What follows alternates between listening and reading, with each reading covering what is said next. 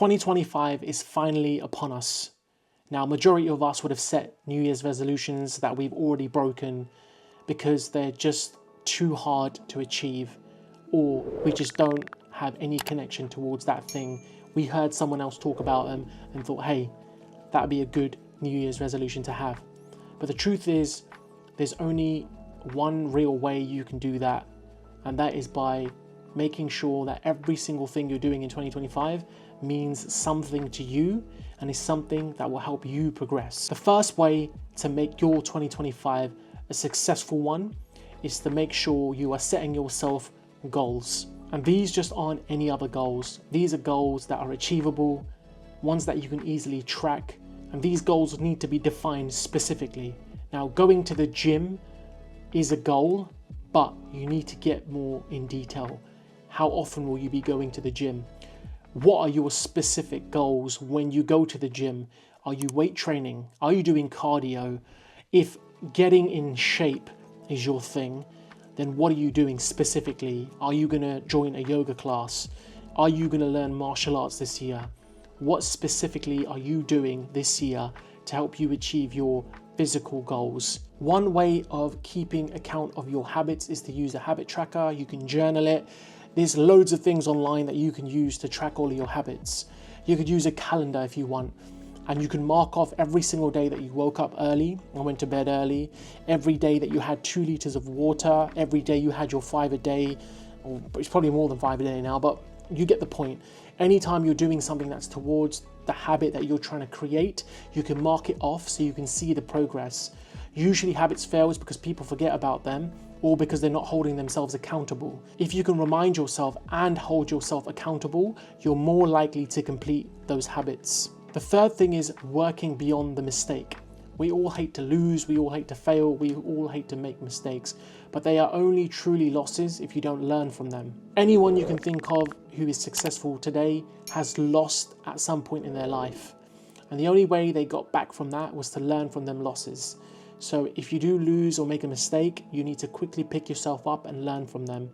If you continue to dwell on those mistakes, if you continue to blame yourself, if you continue to look at the past and try and fix the past, then you're setting yourself up for further failure.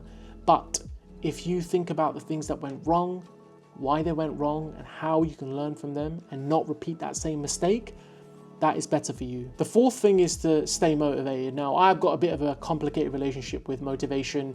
I believe more in discipline, but keeping your motivation going to allow you to stay disciplined, you should celebrate the small wins. So for myself, last week, I managed to train 3 times a week.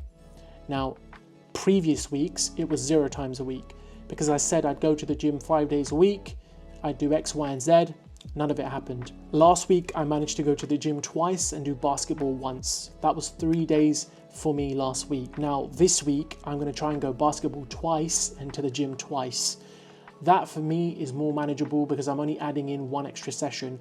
I'm not going from 3 to 5 or 3 to 7 straight away. I'm celebrating the small wins of being able to go 3 times this week. And then next week, I'm adding 1 more. And if I do that, I'll celebrate that win. I'll carry that on for a few weeks, see how that goes, and I may jump to 5.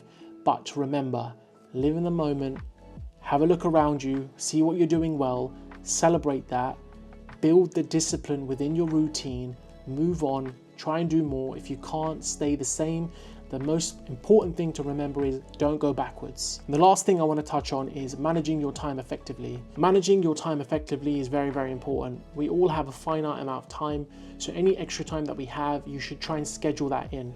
So once you finish work, roughly at 4 or 5 p.m., you have around 5 to 6 hours you can play around with. So why not schedule your time in?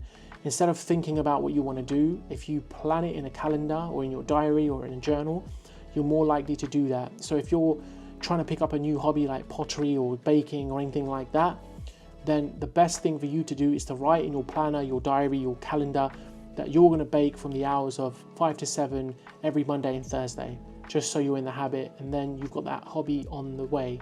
But if you tell yourself, I'm going to bake at some point this week, you're probably not going to do it. So prioritize your time. Don't spend your time in front of the TV.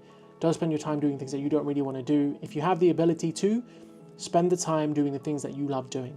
Thank you everyone for watching the video. I really hope you enjoyed it and gained something from it. If you did, make sure to hit the like button, subscribe and share, and I'll catch you in the next video. Take care.